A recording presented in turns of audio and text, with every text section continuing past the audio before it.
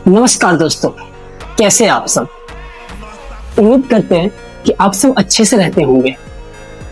आज हम बात करेंगे टैरिफ के बारे में कि टैरिफ क्या है और अमेरिका ने भारत पर इतना भारी भरकम टैरिफ क्यों लगाया। लेकिन ये सब बताने से पहले मैं आपसे कुछ रिक्वेस्ट करना चाहता हूँ कि ये मेरा पहला वीडियो है और इसमें कुछ मुझसे त्रुटियां हो जाए, कुछ गलतियां हो जाए, आप लोग अपना छोटा भाई समझकर मुझे माफ कर दीजिएगा प्लीज।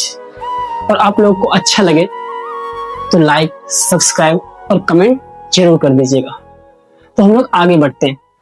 जैसे कि आप सबको पता है भारत और अमेरिका की दोस्ती के बारे में, लेकिन जब बात देश के हित की हो तो दोस्ती मायने नहीं रखता। आजकल कुछ ऐसा ही चल रहा है अमेरिका और भारत के बीच।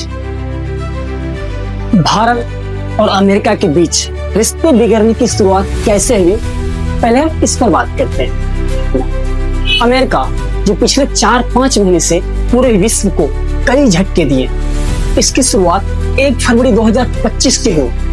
राष्ट्रपति ट्रंप ने 3 कार्यकारी आदेश जारी किए, जिसमें अमेरिका को कनाडा, मैक्सिको और चीन से आयात होने वाली सामानों पर नए टैरिफ लगाने के निर्देश जारी किए, जो 4 फरवरी 2025 को लागू कर दिया गया। उस वक्त तक भारत निश्चित था, लेकिन अमेरिका ने साफ साफ कह दिया था कि ये टैरिफ आगे भी लगाए जाएंगे।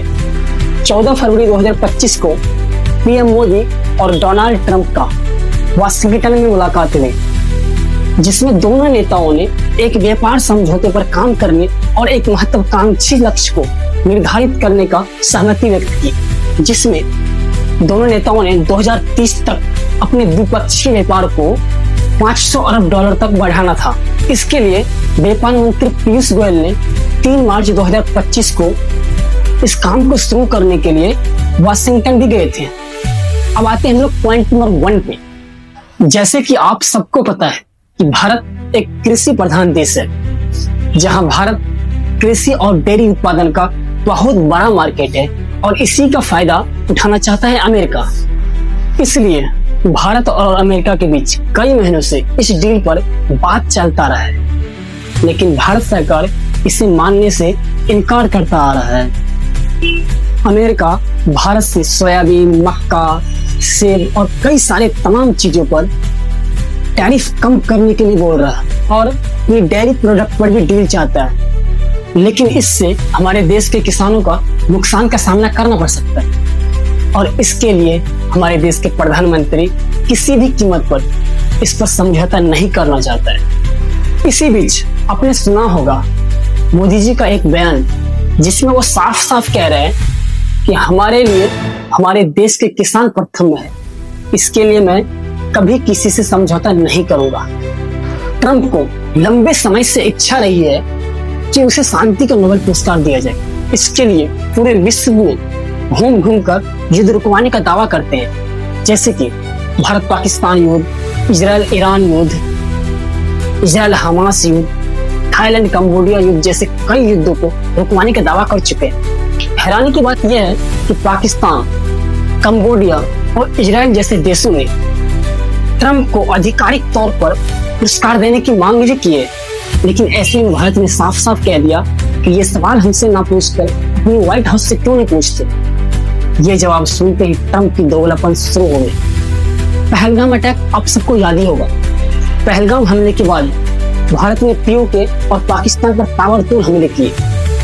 हालांकि ये 4 दिन बाद ही सीजफायर हो गया, लेकिन यहाँ भी ट्रंप अपना क्रेडिट लेना चाहता था। उसने कई बार कह दिया कि ये सीजफायर हमने करवाया, लेकिन भारत ने साफ साफ कह दिया कि ये सीजफायर डीजीएमओ के स्तर पर हुआ, किसी अन्य देशों की हस्तक्षेप नहीं है इसमें। अब बात करते हैं डीजीएमओ क्या है।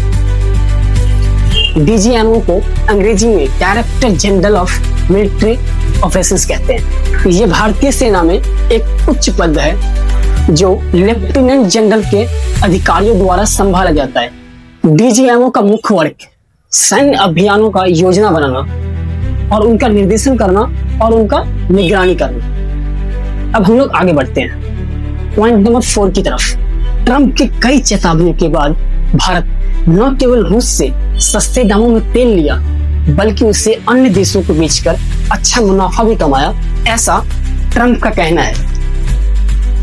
इन सभी बातों से नाराज होकर ट्रंप ने पहला टैरिफ 31 अगस्त 2025 को लगाया 25%, लेकिन उसके एक सप्ताह बाद ही 25% से 50% कर दिया ताकि भारत से एक्सपोर्ट की जाने वाली सामान की बिक्री में दिक्कत आ सके।